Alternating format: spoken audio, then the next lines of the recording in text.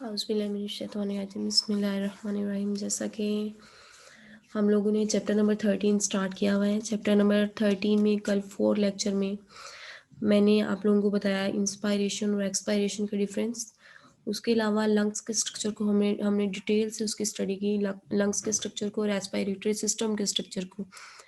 तो आज हमने रेस्पिरेटरी डिसऑर्डर की स्टडी करनी है। रेस्पिरेटरी डिसऑर्डर से क्या मुराद है और कौन कौन से रेस्पिरेटरी डिसऑर्डर हैं जो कि खतरे का बायस बनते हैं, जो कि रेस्पिरेटरी सिस्टम को डैमेज करते हैं, जो कि रेस्पिरेटरी सरफेस को डैमेज करते हैं और उसके साथ साथ सांस लेने की जो रफ्तार है उसमें कमी बेशी होती है। तो वो किस वजह से होती है उसको हम लोगों ने डिटेल से स्टडी करना है। तो आज हम लोगों ने करना है रेस्पिरेटरी डिसऑर्डर। रेस्पिरेटरी डिसऑर्डर में हम लोगों ने देखना है कि रेस्पिरेटरी डिसऑर्डर किसे बोलते हैं। रेस्पिरेटरी डिसऑर्डर डिसऑर्डर क्या होता है, कोई भी डिजीज़ अगर आ जाती है तो उसे हम डिसऑर्डर का नाम देते हैं। तो डिसऑर्डर क्या है, disorder are any disease of the lungs called lungs disorder. Lungs में कोई डिजीज हो जाए या कोई डिसऑर्डर प्रोड्यूस हो जाए तो उसको हम लंग्स डिसऑर्डर का नाम देते हैं। 4 तरह के आपके बुक पे मेंशन किए गए हैं लंग्स डिसऑर्डर। नंबर फर्स्ट पे है लंग्स कैंसर, नंबर 2 पे ट्यूबरक्लोसिस जिसे टीबी का नाम भी दिया जाता है, ये भी लंग्स की डिजीज़ हैं।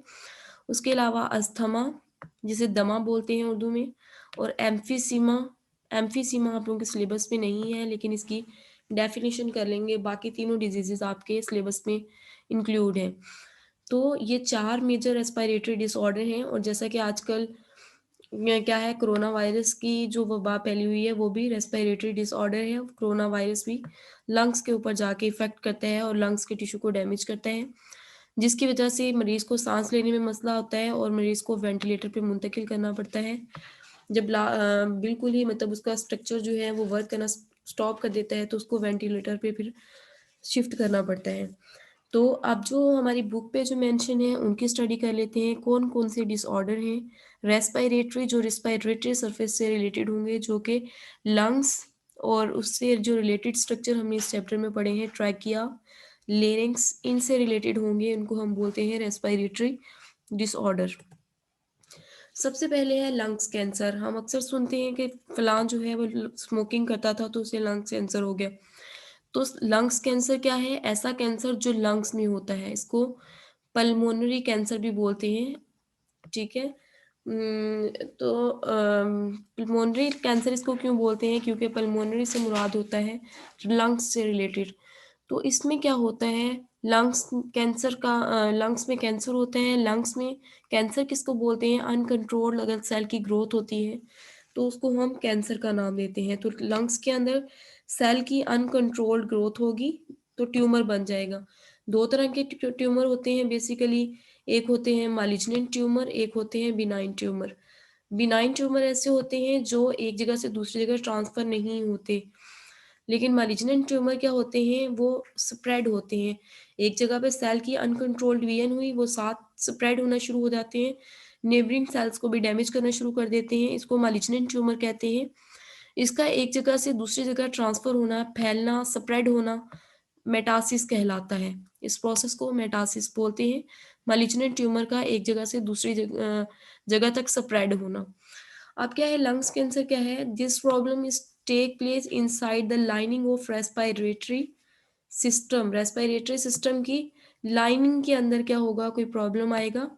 किसकी वजह से आएगा, पोल्यूटेड एयर अगर इंटर हो रही है लंग्स के अंदर, ऐसी एयर जिसमें पोल्यूशन ज़्यादा है। उसके अलावा पोलन ग्रेन्स इंटर हो रहे हैं और स्मोक इंटर हो रहा है, डस्ट पार्टिकल्स इंटर हो रहे हैं। तो अगर मुसलसल एक शख्स ऐसी जगह पे रह रहा है जहाँ पे पोल्यूशन है, जहाँ पे डस्ट पार्टिकल्स मौजूद हैं, उसके अलावा पोलन ग्रेन्स मौजूद हैं, तो वो क्या करते हैं, लंग्स की जो म्यूकस मेम्ब्रेन है लंग्स को डैमेज करना शुरू कर देते हैं।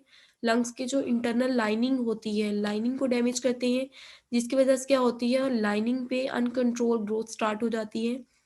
सेल्स अनकंट्रोल उनकी डिवीजन होगी, बहुत ज़्यादा सेल्स माइटोसिस से बनेंगे। इसको हम लंग्स कैंसर का नाम देते हैं।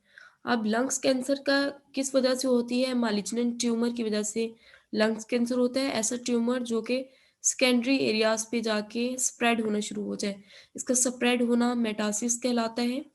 लंग्स के मालिग्नेंट ट्यूमर का स्प्रेड होना दूसरे सेल्स तक मेटासिस कहलाता है। अब ये क्या है, मोस्ट सीरियस डिसऑर्डर है, बहुत ही सीरियस डिसऑर्डर है। इसमें जो है ज़्यादातर लोगों की डेथ हो जाती है जिनको लंग्स कैंसर होता है। तो ये क्या है, एक सीरियस डिसऑर्डर है। जितने भी लोग हैं स्मोकिंग करते हैं उनको खदशा होता है लंग्स कैंसर का। अक्सर सिगरेट की आप वो देखते हो डिब्बी, तो उसके ऊपर भी लिखा हुआ होता है खबरदार लंग्स, ये लंग्स कैंसर का बायस बनती है। लंग्स और मुंह के कैंसर का बायस बनती है सिगरेट।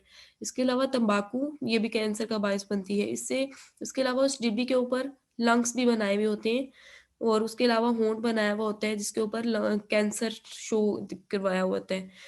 तो वो क्या करती हैं, जितने भी स्मोकिंग पार्टिकल्स हैं, स्मोकिंग के जो ज़राए हैं जैसा कि सिगरेट, तंबाकू, ये सब कैंसर का बायस बनते हैं। अब कैंसर क्या है? Cancer can occlude closed respiratory passage as tumour replace by lungs tissue. तो क्या करता है, कैंसर सेल जो है वो रेस्पिरेटरी पैसेज को एक्लूट कर देता है। एक्लूट का मतलब होता है क्लोज कर देता है। क्या करते हैं, जहां से एयर ने इंटर होना है ट्रैकिया से या फिर ब्रोंकाई से, ब्रोंक्यूल से, वहां पे अगर कैंसर हो जाता है तो क्या होगा, वो उसके एयर पैसेज वे को ब्लॉक कर देगा जिसकी वजह से एयर इंटर नहीं होगी, सांस लेने में मसला होगा। तो वो लंग कैंसर डिफरेंट जगहों पे हो सकता है, वो एल्वोलाई पे हो सकता है, वो ब्रोंकाई पे हो सकता है और आहिस्ता आहिस्ता पूरे लंग्स पे स्प्रेड हो सकता है। अब ये आपको डायग्राम नज़र आ रही है, ऐसे सिगरेट के ऊपर भी नज़र बनी हुई होती है। ये पिंक जो है नॉर्मली जो नॉर्मल लंग्स होते हैं, हेल्दी लंग्स होते हैं, वो लाइट पिंक कलर में होते हैं। अगर उसका कलर चेंज होना शुरू हो गया है, उसका कलर कोई और कलर में शो हो गया है या ब्लैक कलर में हो गया है, मतलब वो लंग्स कैंसर में मुब्तला हो गए हैं, उसके सेल्स में कैंसर प्रोड्यूस होने शुरू हो गए हैं। ज़्यादातर ये स्मोकिंग की वजह से होता है, स्मोकिंग कैंसर का बायस बनती है। तो लंग्स की एक तो तो इसका कलर चेंज हो जाएगा, पिंक से ब्लैकिश कलर में कन्वर्ट होना शुरू हो जाएगा। नंबर 2 पे क्या होगा, लंग्स में एयर जो है वो इंटर नहीं होगी, जिसकी वजह से क्या होगा, ब्लड में सर्कुलेशन नहीं हो एक्सचेंज नहीं हो पाएगी गैसेस की, ब्लड डीऑक्सीजनेटेड होने रहेगा जिसकी वजह से पर्सन की डेथ हो जाएगी। तो वो लंग्स कैंसर की डिग्री पे डिपेंड करता है कि कितनी लंग्स पे कैंसर हुआ है। आया कि वो पूरे लंग्स पे कैंसर फैल चुका है या फिर हाफ लंग पे है, किस पार्ट पे कैंसर है। अगर वो हायर डिग्री तक पहुंच गया है कैंसर, मतलब लास्ट स्टेज पे पहुंच गया है, तो उससे डेथ हो जाएगी, उसका कोई इलाज नहीं है कैंसर का। उसके बाद काजेज ऑफ लंग्स कैंसर, कौन सी काजेज हैं जो कि लंग्स कैंसर का बायस बनती हैं? जैसा कि मैंने कहा स्मोकिंग, इसकी मेजर जो काज है वो स्मोकिंग है। ऑलमोस्ट 90% लंग्स कैंसर स्मोकिंग की वजह से होता है। स्मोकिंग, उसमें सिगरेट नोशी का इस्तेमाल, तंबाकू नोशी, ये तमाम जो केमिकल इसके अंदर जो केमिकल्स होते हैं सिगरेट के अंदर या तंबाकू के अंदर, तो वो लंग्स कैंसर का बायस बनते हैं। वो लंग्स क्योंकि इनहेल कर रहे होते हैं उसके धुएँ को अपने लंग्स की तरफ, पेशेंट तो क्या करती हैं, जब वो अपनी लंग्स की तरफ इनहेल करती हैं तो लंग्स में वो लंग्स के टिश्यू को डैमेज करना शुरू कर देती हैं, लंग्स कैंसर का बायस बनते हैं, उसके सेल्स की अनकंट्रोल ग्रोथ स्टार्ट करवा देते हैं। अब स्मोकिंग 2 तरह की होती है, एक होती है एक्टिव स्मोकिंग, एक होती है पैसिव स्मोकिंग। एक्टिव स्मोकिंग से मुराद है कि खुद स्मोकिंग करना। अगर एक शख्स स्मोकिंग कर रहा है, तो उसमें चांसेस होते हैं कि उसे कैंसर होगा। 90% चांसेस होते हैं उसमें कैंसर होने के, जो पर्सन स्मोकिंग कर रहा है। लेकिन पैसिव स्मोकिंग में क्या होता है, पैसिव स्मोकिंग ऐसी स्मोकिंग है जिसमें पर्सन खुद स्मोकिंग नहीं करता, लेकिन वो ऐसे एरिया में रह रहा होता है जहाँ पे उसके आस-पास लोग स्मोकिंग कर रहे होते हैं। फॉर एग्ज़ाम्पल उसके घर में कोई भी स्मोकिंग कर रहा है, सिगरेट इस्तेमाल कर रहा है, तम्बाकू इस्तेमाल कर रहा है, या फिर वो गाड़ी में सफ़र कर रहा है तो वहाँ पे तम्बाकू की और सिगरेट का धुआं उसके एयर के ज़रिए उसके लंग्स में एंटर हो रहा है। तो ऐसा शख्स जो मुसलसल स्मोकिंग में रह रहा है लेकिन वो खुद स्मोकिंग नहीं कर रहा, तो उसमें भी क्या होगा, खदशा होगा, वो बिला वजह जो है लंग्स कैंसर का उसे होगा, हालाँकि उसने स्मोकिंग नहीं की, उसने स्मोकिंग से अवॉइड किया है, लेकिन उसके गिर्द एनवायरनमेंट ऐसा है जहाँ पे स्मोकिंग हो रही है और कंजेस्टेड एरियाज़ हैं। मतलब बंद घर है और एक ही घर में मुख्तलिफ लोग रह रहे हैं, उसमें एक बंदा जो है वो स्मोकिंग कर रहा है, 4 या 5 लोग रह रहे हैं, तो बाकी जो लोग हैं, उनमें भी चांसेस होंगे कैंसर होने के, क्योंकि वो कंजेस्टेड एरिया पे रह रहे हैं। जो उसके गिर्द उस घर में एयर है, उसमें स्मोक के पार्टिकल्स मौजूद हैं, उसमें तम्बाकू के, सिगरेट के केमिकल्स मौजूद हैं, जो कि उनमें कैंसर का बायस बनेगा। तो पैसिव स्मोकिंग क्या है, इसमें पर्सन स्मोकिंग नहीं करता, लेकिन वो शिकार हो जाता है लंग्स कैंसर का, क्योंकि वो ऐसे इन्वायरमेंट में रह रहा है जहाँ पे क्या है, वहाँ पे करने वाले मौजूद हैं। तो मुसलसल अगर वो ऐसे इन्वायरमेंट में रह रहा है तो उसको लंग्स कैंसर का खतरा होगा। उसके बाद जो है ये आप लोगों ने याद रखना है, एमसीक्यू में 90% जो लंग्स कैंसर है वो स्मोकिंग की वजह से होता है। जो लोग स्मोकिंग करते हैं उसमें 90% चांसेस होते हैं, या फिर जो अगर लंग्स पेशेंट्स को देखा जाए तो 90% पेशेंट्स ऐसे पेशेंट होते हैं जिनमें कैंसर सिर्फ स्मोकिंग की वजह से होता है, क्योंकि वो स्मोकिंग कर रहे होते हैं और स्मोकिंग से उनमें लंग्स कैंसर हो जाता है। उसके अलावा अगर तंबाकू और सिगरेट में देखा जाए तो उसमें केमिकल्स जो पाए जाते हैं वो टार के केमिकल्स, 10 ऐसे कंपाउंड्स हैं तंबाकू के अंदर जो कि यकीनन कैंसर का बायस बनते हैं। 10 कंपाउंड्स हैं ऐसे टार ऑफ तंबाकू, तंबाकू के टार के अंदर 10 ऐसे कंपाउंड्स हैं जो कि लंग्स कैंसर का बायस बनते हैं। तो लंग्स कैंसर जब हो जाएगा तो क्या होगा, लंग्स प्रॉपरली वर्क नहीं कर सकेंगे। नंबर 2 पे डिजीज़ है ट्यूबरक्लोसिस। ट्यूबरक्लोसिस को टीबी भी बोलते हैं। टीबी क्या है? ये एक पर्सन से दूसरे पर्सन में लगने वाली इंतहाई ये स्प्रेड तेज़ी से फैलने वाली डिजीज़ है। ये खाँसने, छींकने से क्या होती है, एक पर्सन से दूसरे पर्सन में इसके जर्म्स ट्रांसफ़र होते हैं। टीबी भी क्या है? रेस्पिरेटरी सिस्टम का डिसऑर्डर है। Disorder TB is a disorder of respiratory system. उसके अलावा टीबी के सिम्पटम्स क्या होते हैं? कैसे पता चलता है कि एक आदमी को टीबी है? वो मुसलसल कफ़िंग करता है, बार-बार उसको खाँसी आती है, मुसलसल खाँसी आती है, खाँसी में बलगम आना और उसके साथ-साथ फ़ीवर रहना, ये टीबी की अलामात हैं। टीवी कमर्शियल्स में भी दिखा रहे होते हैं टीवी टीबी की क्या-क्या अलामात हैं। खाँसने और छींकने के दौरान टीबी के जो वायरस बैक्टीरिया हैं, वो ट्रांसफ़र होते हैं पेशेंट से नॉर्मल पर्सन की तरफ, और वो उसमें भी क्या करते हैं, ये डिज़ीज़ काज़ करते हैं। उसके बाद जो है टीबी में सिम्पटम्स क्या होती हैं, मुसलसल एक आदमी जिसको टीबी होता है उसको खाँसी आती रहती है, खाँसी में बलगम आना, बलगम में कभी-कभी खून आना, ये टीबी की अलामात हैं। टीबी में क्या होते हैं, ये ज़्यादातर पुअर पीपल्स में होती है, जो गरीब लोग होते हैं, उनमें टीबी की अलामात ज़्यादा होती हैं, क्योंकि सफाई का मुनासिब बंदोबस्त नहीं होता। उनकी खुराक जो है वो हाइजीनिक नहीं होती, जिसकी वजह से उनमें टीबी के चांसेस बढ़ जाते हैं। अब टीबी कौन काज़ करवाता है, ये बैक्टीरिया पिछली डायग्राम में भी आप लोगों को नज़र आ रहा होगा। ये ये आप लोगों को रॉड शेप बैक्टीरिया दिखाए गए हैं, ये रॉड शेप बैक्टीरिया टीबी काज़ करवाते हैं। जब एक पर्सन छींकता है तो जब उसकी छींक में लंग्स के अंदर से ये बैक्टीरिया ये सलाइवा सिक्रेशन के ज़रिए खारिज होते हैं, और वो क्या होंगे, जो सामने वाले पर्सन के सामने अगर वो छींक रहा है या वो जगह-जगह पे थूक रहा है, तो उससे क्या होगा, वो उस थूक के अंदर ये बैक्टीरिया मौजूद होते हैं और ये बैक्टीरिया नॉर्मल पर्सन में जाके डिज़ीज़ काज़ करवाएँगे। तो टीबी जो है हाइली स्प्रेड होने वाली ये डिज़ीज़ है, कंटेजियस डिज़ीज़ है ये। उसमें क्या है, टीबी में जो बैक्टीरिया टीबी काज़ करवाते हैं उसको बोलते हैं माइकोबैक्टीरियम ट्यूबरक्लोसिस। माइकोबैक्टीरियम ट्यूबरक्लोसिस के नाम से ही हम इस डिज़ीज़ को टीबी बोलते हैं। ट्यूबरक्लोसिस, माइकोबैक्टीरियम ट्यूबरक्लोसिस एक बैक्टीरिया का नाम है जो कि टीबी काज़ करवाता है, ट्यूबरक्लोसिस काज़ करवाता है, इससे इसको माइकोबैक्टीरियम, इसको टीबी का नाम देते हैं इस डिज़ीज़ को। ये किस वजह से होती है? मेल न्यूट्रिशन की वजह से, कि ऐसी खुराक खाई जाए जो गंदी हो। मतलब फ्रूट्स को बगैर धोए इस्तेमाल करना, सब्जियों को प्रॉपर तरीके से धो के इस्तेमाल ना करना, खाने वाली चीज़ों और बर्तनों पे मक्खियों का बैठना।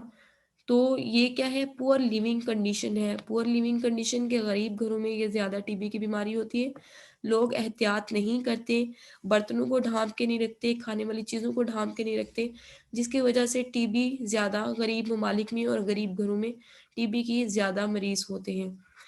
इसमें क्या होता है, मेल न्यूट्रिशन और पुअर लिविंग कंडीशन क्या करती है, फैसिलिटेट करती है टीबी को फैलाने में, और उसके अलावा माइकोबैक्टीरियम की ग्रोथ में ये 2 चीज़ें हेल्प आउट करती हैं। एक तो पे मेल न्यूट्रिशन होगी, नंबर 2 पे पुअर लिविंग कंडीशन होगी, गली-सली चीज़ों का इस्तेमाल करना टीबी का बायस बनता है, ट्यूबरकुलोसिस का बायस बनता है, जिसमें मुसलसल खाँसी आती है, खाँसी में बलगम और बलगम में खून आना टीबी की अलामात है। अब टीबी जो है वो क्योरेबल कैसे है, कैसे इसका ट्रीटमेंट किया जाता है? बहुत से पाकिस्तान में भी बहुत अच्छे हॉस्पिटल हैं जहाँ पे टीबी का इलाज किया जाता है। उसमें प्रॉपर मेडिकल केयर की जाती है पेशेंट की, उसको मेडिसिन्स दी जाती हैं, उसका ट्रीटमेंट बाकायदा चलता है। वो लंबा प्रोसीजर होता है उस ट्रीटमेंट में, और जो मरीज़ है वो मुकम्मल तौर पे सेहतयाब हो जाता है।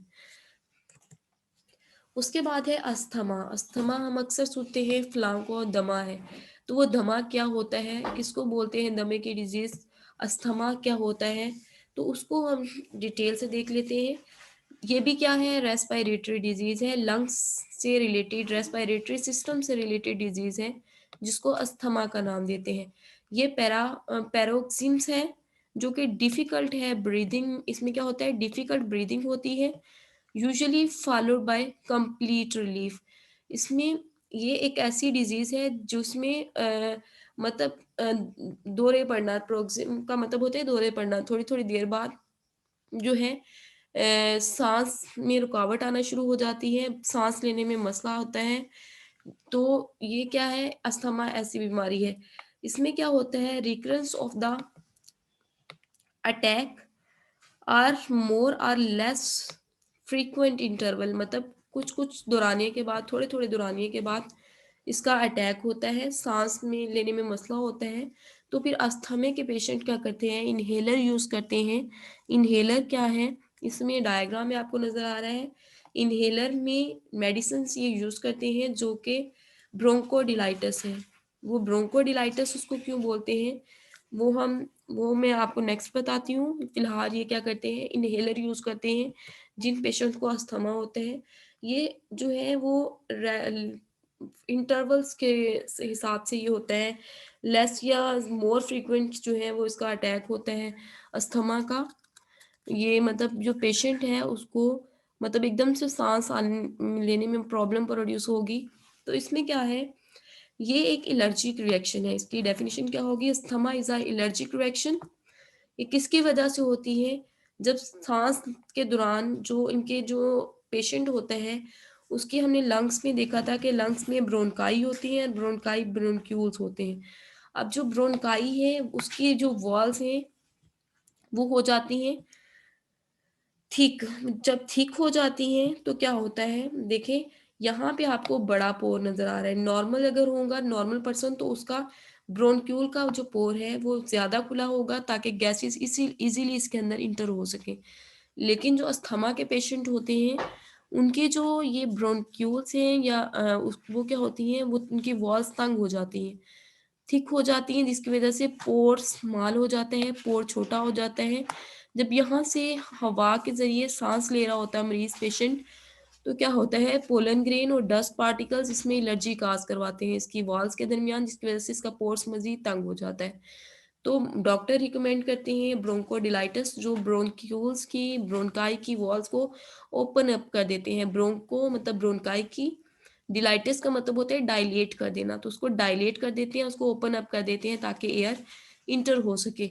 तो अस्थमा ऐसी डिजीज़ है जिसमें ब्रोंकाई की वॉल्स थिक हो जाती हैं, पोर स्मॉल हो जाता है, एलर्जिक रिएक्शन होते हैं। एलर्जिक रिएक्शन होने की किस वजह से होते हैं, जब एयर में जो साँस के ज़रिए एयर जा रही है उसमें पोलन ग्रेन्स चले जाएँ। पोलन ग्रेन्स क्या है?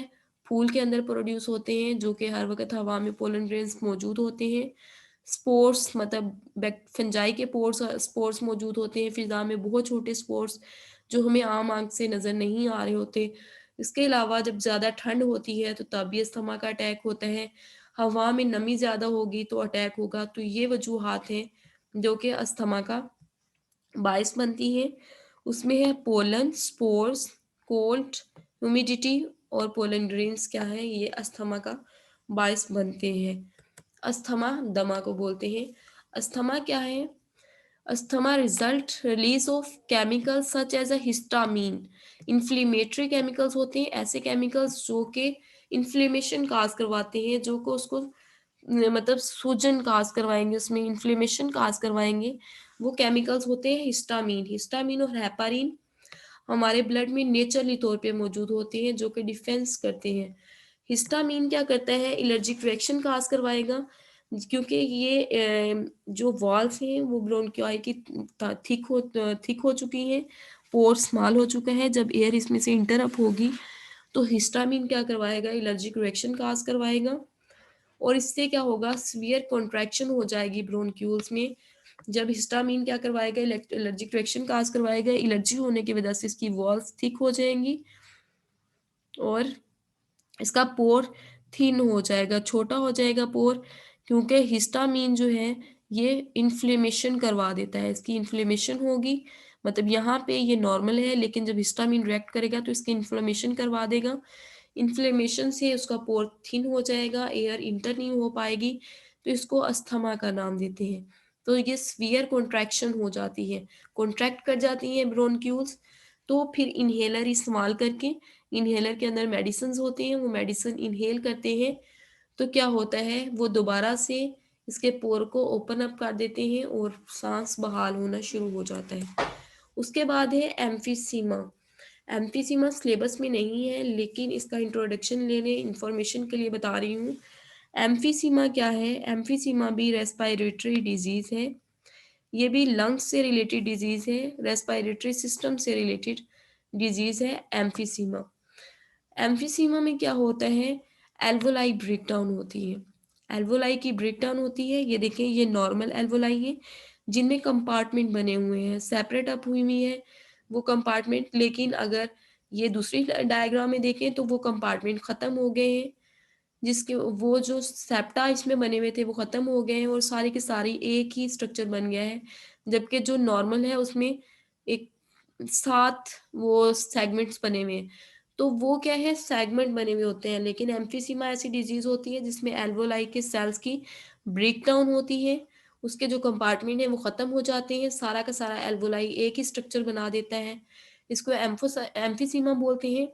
ये डिज़ीज़ भी ज़्यादातर स्मोकिंग की वजह से होती है, ये ज़्यादातर स्मोकर्स में होती है। जब एल्वोलाई के अंदर वो कंपार्टमेंट ख़त्म हो जाएँगे तो सरफेस एरिया कम पड़ जाएगा।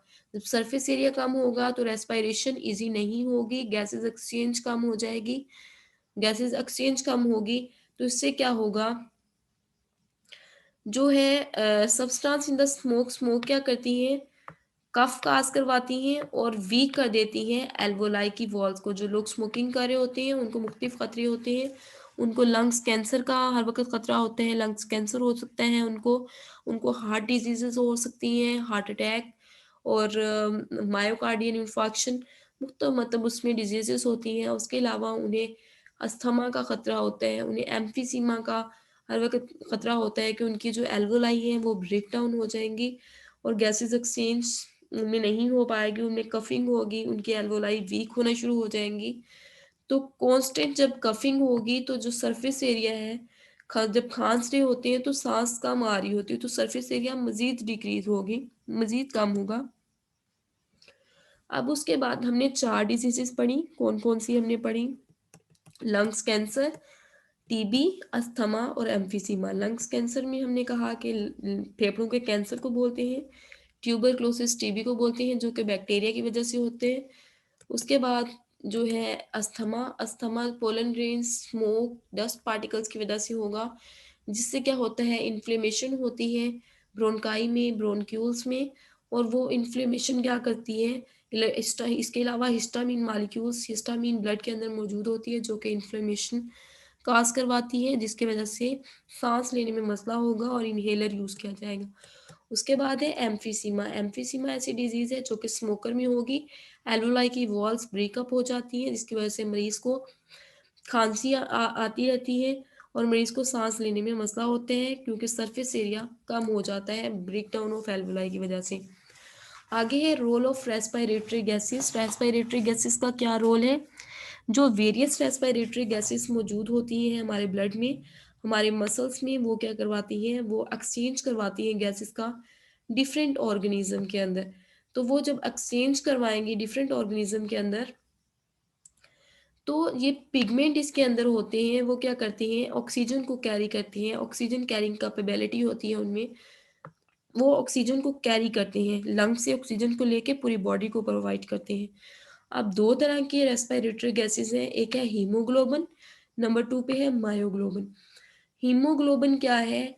हीम इसको बोलते हैं क्योंकि इसके दरमियान में आयरन एटम मौजूद होता है। ये अगर रेड ब्लड सेल्स को देखा जाए तो वो क्या है? बाइकनकेव डिस्क लाइक होते हैं, उनके बीच में आयरन एटम मौजूद होता है, इसलिए इसको हीमोग्लोबिन बोलते हैं।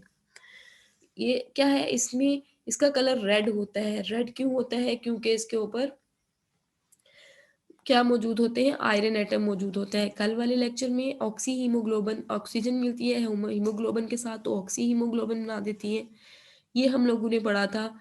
तो आज हम लोगों ने हीमोग्लोबिन को देखना है। हीमोग्लोबिन कैसा स्ट्रक्चर है? हीमोग्लोबिन बहुत सारे ऑर्गेनिज्म में मौजूद होती है, जिनमें रेड ब्लड सेल्स पाए जाते हैं, जैसा कि बर्ड्स, मैमल्स, गोरिल्ला, चिंपैंजी, मुख्तलिफ एनिमल्स जिनमें ब्लड सेल्स पाए जाते हैं, उनमें हीमोग्लोबिन रेस्पिरेटरी गैस के तौर पे वर्क कर रही होती है। हीमोग्लोबिन क्या है? ये ऑक्सीजन कैरिंग कैपेबिलिटी जो है वो इसकी 75% होती है, मतलब 75% ऑक्सीजन ये कैरी करती है। हीमोग्लोबिन में 4 पॉलीपेप्टाइड चेन होती हैं, 4 चेन्स पे ये मुश्तमिल होती है। वो 4 चेन्स पे 574 अमाइनो एसिड होते हैं, क्योंकि हमने देखा है कि प्रोटीन अमाइनो एसिड से मिलके बनती है, तो हीमोग्लोबिन 574 अमाइनो एसिड से मिलके बनेगी। और ये 574 अमाइनो एसिड 4 चेन्स पर मुश्तमिल होते हैं। 4 चेन्स में 2 अल्फा चेन्स होंगी, 2 बीटा चेन्स होती हैं। अल्फा चेन्स में 141 अमाइनो एसिड होते हैं, तो 141 एक अल्फा चेन पे, 141 दूसरी अल्फा चेन पे। उसके अलावा बीटा चेन पे 146 अमाइनो एसिड होते हैं, एक बीटा चेन पे 146, दूसरी बीटा चेन पे 146। तो 2 दफ़ा 141 और 2 दफ़ा 146 मॉलिक्यूल्स पाए जाते हैं, इनको टोटल करोगे तो 574 अमाइनो एसिड बनते हैं। तो हीमोग्लोबिन में 574 अमाइनो एसिड होते हैं, 4 चेन्स पे मुश्तमिल होती हैं। ये ऑक्सीजन कैरी करती है, ये आरबीसी में मौजूद होती है, रेड ब्लड सेल्स में हीमोग्लोबिन मौजूद होती है। इसको हीमोग्लोबिन क्यों बोलते हैं? क्योंकि इसके सेंटर में आयरन एटम होता है, उसकी वजह से इसका कलर रेड भी होता है। दूसरी है, ये देखिए आपके सामने ये डायग्राम भी है, ये रेड ब्लड सेल्स दिखाए गए हैं, ये बिल्कुल रेड है, क्यों? क्योंकि इसके अंदर हीमोग्लोबिन प्रोटीन मौजूद है। हिम इसके इनके दरमियान में होगा आयरन एटम, इनके दरमियान में जब होगा आयरन एटम, आयरन का फॉर्मूला क्या होता है? एफ ई होता है। एफ ई क्या है? इनके दरमियान में आयरन के एटम्स मौजूद हैं, जिसकी वजह से इसका कलर रेड होता है। उसके अलावा हीमोग्लोबिन जो है वो 4 चेन्स यहाँ पे दिखाई गई हैं, अल्फा चेन और 2 बीटा चेन, एक 2 बीटा चेन और 2 अल्फा चेन होते हैं। इसमें हीम ग्रुप अटैच होता है, जिसकी वजह से इसको हीमोग्लोबिन का नाम देते हैं। इसके अलावा हिस्टिडीन होती है, ग्लोबिन इसके अंदर मॉलिक्यूल्स मौजूद होते हैं। अब मायोग्लोबिन क्या है? मायोग्लोबिन भी हीमोग्लोबिन जैसी है, लेकिन मायोग्लोबिन क्या है? इसको मायोग्लोबिन क्यों बोलते हैं? क्योंकि ये मसल्स के अंदर मौजूद होती हैं। मायोग्लोबिन के अंदर भी आयरन मौजूद होता है, जैसा कि हीमोग्लोबिन के बीच में आयरन होता है। उसके अलावा मायोग्लोबिन जो है ये मसल्स में मौजूद होती है। मसल्स किसको बोलते हैं? मसल्स हमारी बॉडी मसल से मिलकर बनती है, जिसको गोश्त कहते हैं। तो मसल्स क्या है? मसल सेल्स, मायोग्लोबिन मसल्स में मौजूद होती है, इसलिए इसको मसल्स हीमोग्लोबिन या मायोग्लोबिन का नाम देते हैं। अब जो है हीमोग्लोबिन, हमने कहा था कि उसमें 4 पॉलीपेप्टाइड चेन थी, इसमें सिर्फ 1 पॉलीपेप्टाइड चेन होगी। जब उसमें 4 पॉलीपेप्टाइड चेन थी तो हर चेन एक-एक ऑक्सीजन के मॉलिक्यूल को बाइंड करती है, तो एक हीमोग्लोबिन 4 ऑक्सीजन को बाइंड करती है, जबकि मायोग्लोबिन में एक चेन है तो वो सिर्फ एक ऑक्सीजन को बाइंड करती है। तो इसकी अफिनिटी जो है, हालांकि इसके अंदर एक पॉलीपेप्टाइड चेन है, इसमें ये सिर्फ एक ऑक्सीजन को बाइंड करती है, जबकि हीमोग्लोबिन एक वक्त में 4 ऑक्सीजन को बाइंड करती है। फिर भी इसकी कैपेसिटी ज़्यादा होती है बाइंड करने की मायोग्लोबिन की। हालांकि ये एक कुक बकरी है। क्यों एक कुक करती है? जैसा कि हम कहें कि एक बच्चा जो है वो एक काम को चार चार बच्चे मिलके एक काम को 2 घंटे में कर रहे हैं, और एक बच्चा एक काम को बहुत स्पीडीली कर रहा है, बहुत तेजी से उस काम को कर रहा है, तो वो वही काम 1 घंटे में कर रहा है, तो वही काम होता है मायोग्लोबिन और हीमोग्लोबिन का। हीमोग्लोबिन के पास 4 पॉलीपेप्टाइड चेन्स तो मौजूद हैं, लेकिन वो चारों क्या करती हैं, एक ही वक़्त में ऑक्सीजन के मॉलिक्यूल्स को बाइंड करती हैं, लेकिन इसकी जो कैरिंग कैपेसिटी है वो फ़ास्ट नहीं है। मायोग्लोबिन की कैरिंग कैपेसिटी फ़ास्ट है, जिसकी वजह से इसकी ज़्यादा अफ़िनिटी है ट्रांसफ़र करने की ऑक्सीजन को बनिस्बत हीमोग्लोबिन की। अब मायोग्लोबिन दिखाई गई है, ये सिर्फ़ एक पॉलीपेप्टाइड चेन पे मुश्तमिल है, जबकि जो हीमोग्लोबिन है वो 4 चेन्स पे मुश्तमिल है। 2 ब्लू नज़र आ रही हैं, अल्फ़ा चेन्स हम उनको बोल देते हैं, 2 रेड हैं जिनको बीटा चेन्स का नाम देते हैं। उसके बाद डिफरेंस है between haemoglobin and myoglobin. Haem blood को भी बोलते हैं, ठीक है? हीम ब्लड को साइंटिफिक नेम दिया जाता है। तो difference between haemoglobin and myoglobin, haemoglobin क्या होती है? हीमोग्लोबिन क्या है? हीमोग्लोबिन को हमने डिटेल से पढ़ा पहले। हीमोग्लोबिन जो है वो 4 पॉलीपेप्टाइड चेन पे मुश्तमिल है। मायोग्लोबिन क्या है? वो एक पॉलीपेप्टाइड चेन पे मुश्तमिल है। इसमें क्या है, 4 आयरन के मॉलिक्यूल्स होते हैं, जबकि मायोग्लोबिन में एक ही पॉलीपेप्टाइड चेन है, एक ही आयरन का मॉलिक्यूल होगा। अब जो है क्योंकि जो उसके अलावा जो है ये हीमोग्लोबिन ये 4 ऑक्सीजन को बाइंड करती है, क्योंकि इसके पास 4 पॉलीपेप्टाइड चेन है, क्योंकि मायोग्लोबिन के पास एक ही चेन है तो वो एक ही ऑक्सीजन को बाइंड करेगी। उसके बाद जो है हीमोग्लोबिन वो सिर्फ आरबीसी में पाई जाती है, मायोग्लोबिन मसल्स के अंदर पाई जाती है, इसको मसल्स हीमोग्लोबिन का नाम भी देते हैं। हीमोग्लोबिन क्या करती है, ये ट्रांसपोर्ट करती है ऑक्सीजन को, मायोग्लोबिन उसको स्टोर कर लेती है ऑक्सीजन को मसल्स के अंदर। उसके अलावा हीमोग्लोबिन की लेस अफिनिटी है ऑक्सीजन के लिए, मायोग्लोबिन की मोर अफिनिटी है ऑक्सीजन के लिए। ये ऑक्सीजन रिलीज करती है P2 और 26 MmOH में, ये लॉस करती है ऑक्सीजन PO और 20 MmOH की फॉर्म में। तो ये है डिफरेंस बिटवीन हीमोग्लोबिन और मायोग्लोबिन, ये शॉर्ट क्वेश्चन में इंपॉर्टेंट है। उसके अलावा पीछे जो हम लोगों ने पढ़ी है डिजीजेस, वो भी शॉर्ट क्वेश्चन में इंपॉर्टेंट है और उसमें से MCQs भी आ सकते हैं। उसके बाद है लंग्स कैपेसिटी। लंग्स कैपेसिटी किसको बोलते हैं, कि लंग्स के अंदर कितनी कैपेसिटी है, लंग्स कितना स्टोर कर सकते हैं, कितना एक्सेल कर सकते हैं। तो लंग्स कैपेसिटी के जो टोटल अगर हम देखें, लंग्स को प्रेशर कम करके उसको फुली इन्फ्लेट करके, तो उसमें 5 लीटर एयर इंटर हो सकती है। तो जब इंसान सो रहा होता है या नॉर्मल रेस्ट पोजीशन में होता है, तो सांस लेने की रफ्तार नॉर्मल होती है, तो तब ओनली हाफ लीटर एयर जो है वो एक्सचेंज हो रही होती है लंग्स में और एटमॉस्फेयर में। लेकिन जब हम एक्सरसाइज करते हैं, तो एक्सरसाइज के दौरान हमारी सांस लेने की रफ्तार बढ़ जाती है, ताकि ऑक्सीजन की जो क्वांटिटी है वो पूरी हो सके। क्योंकि वो क्या होता है, जब हम एक्सरसाइज कर रहे होते हैं तो लैक्टिक एसिड एक्यूमुलेट होना शुरू हो जाता है। वो लैक्टिक एसिड की ब्रेक डाउन के लिए ऑक्सीजन चाहिए होती है, तो ऑक्सीजन ज़्यादा से ज़्यादा यूज़ होती है, तो हमें ज़्यादा ऑक्सीजन की ज़रूरत होती है। इससे एक्सरसाइज के दौरान सांस तेज़ हो जाता है, फास्ट दिल की धड़कन तेज़ हो जाती है, उसके साथ ही सांस लेने की स्पीड भी तेज़ हो जाती है, रफ्तार तेज़ हो जाती है। तो तब लंग्स में जो है वो 3.5 लीटर एयर इंटर हो रही होती है और रेजिडुअल जो वॉल्यूम होता है वो 1.5 लीटर होता है।